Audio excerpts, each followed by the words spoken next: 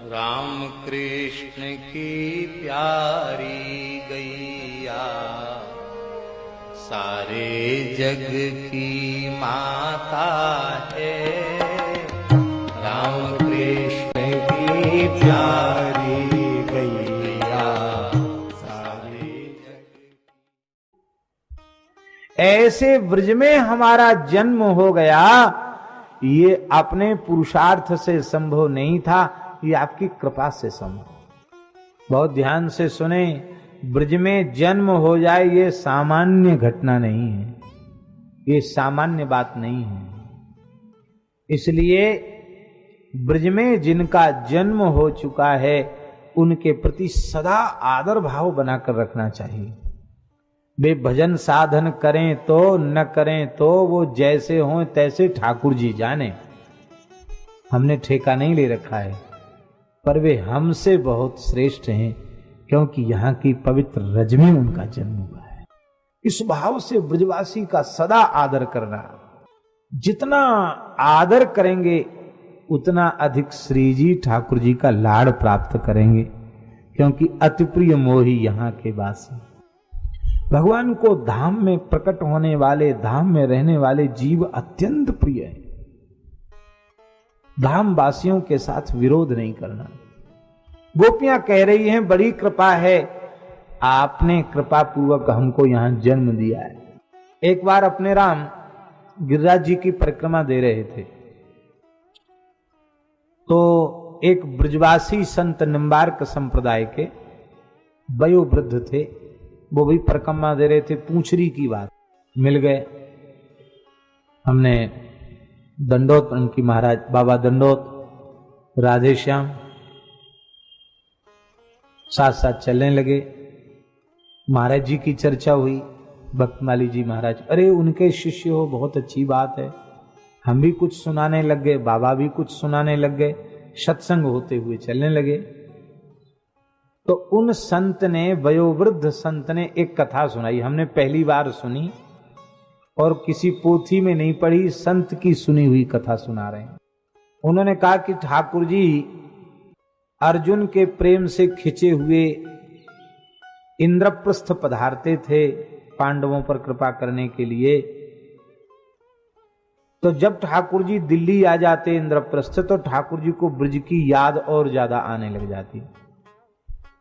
तो अर्जुन के साथ घूमने जब यमुना जी के किनारे पहुंचते तो यमुना जी से कहते कि तुम बह करके हमारे ब्रज में जा रही हो तो हमारा प्रेम संदेश वहां सुना देना। कह के ठाकुर जी रोने लग जाते। अर्जुन को बड़ा आश्चर्य होता, बोले महाराज सोने की द्वारिका है, वैकुंठ का ऐश्वर्य है, क्या कमी है जो आपको गांवड़े की याद आती है? फिर इंद्रप्रस्थ इस धरती का सबसे श्रेष्ठ नगर है, आपकी कृपा से मैं दानव ने बड़ी विचित्रताओं से युक्त इसको बनाया है। यहां की भी इतनी याद आप नहीं करते, द्वारिका की तो नहीं ही करते हैं। ऐसा क्या है ब्रज में जो आप इतनी याद करते हैं ब्रज की और ब्रजवासियों की? ठाकुर जी बोले, अच्छो अर्जुन, तुम्हें ऐसे समझ में नहीं आवेगी, तुमको हमारे संग कछु लंबी दूर की यात्रा करनी पड़ेगी। बोले हाँ चलो। तो ठाकुर जी अर्जुन को लेके श्वेत द्वीप पहुंचे। श्वेत द्वीप की बड़ी बड़ी कथाएं हमारा महाभारत में अब की बार पाठ किया तो बड़ी लंबी चौड़ी कथा श्वेत द्वीप की। श्वेत द्वीप के निवासियों की बड़ी विलक्षणता है श्वेत द्वीप में। तो श्वेत द्वीप में पहुंचे तो वहां ठाकुर जी ने दिखाया अर्जुन से, देखो कुछ दिखाई पड़ रहा? बोले हाँ दिखाई पड़ रहा है। क्या? कहते एक चंद्रमा की कांति को भी लज्जित करने वाला धवल उज्जवल वर्ण का एक विशाल पर्वत दिखाई पड़ रहा है। इस पर घास भी नहीं है, कोई पेड़ पौधा नहीं है। ऐसे लगता मानो अरबों खरबों चंद्रमाओं को ही ढेर कर दिया गया, इतना चमक रहा है पर्वत। चंद्रमा से ही पर्वत बना हो ऐसा पर्वत। और देखो और कुछ दिखाई पड़ रहा? बोले हाँ, इसकी चोटी पर कोई महात्मा बैठ के भजन कर रहे हैं। बोले तो ठीक है। भगवान वहां पहुंचे, भगवान ने बांसुरी बजाई, क्योंकि मुरली मनोहर द्विज स्वरूप के उपासक थे। बांसुरी का शब्द सुन के उन्होंने नेत्र खोले, साष्टांग दंडवत, प्रेम विह्वल हो गए। भगवान ने उठाकर उन महात्मा को हृदय से लगाया और कहा कि महाराज, आप इतनी कठोर तपस्या क्यों कर रहे हैं? आप क्या चाहते हैं? ये श्वेत दीप तो वैकुंठ ही है, हमारा धाम ही है। यहां रहकर आपका कौन सा मनोरथ अधूरा रह गया जिसको पूर्ण करने के लिए आप इतनी कठोर तपस्या कर रहे हैं? और ये पहाड़ कौन सा है? हमने पहली बार इस प्रकार का पर्वत देखा है। बोले महाराज, ये पहाड़ नहीं है, ये हमारे शरीर हैं। भजन करते करते जब शरीर की अवधि पूरी हो जाती तो हम शरीर छोड़ देते हैं, फिर अपने संकल्प से नया शरीर ग्रहण कर लेते हैं। तो हमारे शरीर भजन करते करते सूख कर केवल हड्डी बचते हैं, और जब अस्थि मात्र रह जाते तो हम उनको त्याग देते हैं। फिर दूसरा शरीर भजन से अपने संकल्प से शरीर ग्रहण कर लेते हैं, अब फिर वहीं बैठ के भजन करते हैं। ये शरीर की हड्डियां इकट्ठी होते होते होते होते पहाड़ हो गया। अब आप लोग गिनती लगा सकते हैं कितने समय हो गया। अरबों खरबों जन्म हो गए होंगे तब इतना ढेर बना होगा। कोई सीमा नहीं है, क्योंकि वहां प्रलय होता नहीं। तब कर रहे हैं, जन्म भजन कर रहे हैं, और ये विलक्षणता वहां दिखाई पड़ी। भगवान ने कहा, ऐसा तपस्वी महात्मा तो हमने पहली बार देखा, हम बड़े प्रसन्न हैं, क्या चाहिए? तो वे महात्मा बोले, हमको ब्रजवासी बना दो। क्या बोले? हमें ब्रजवासी बना दो, हमारा ब्रज में जन्म हो जाए, हम ब्रज में रहें, ये हम चाहते हैं।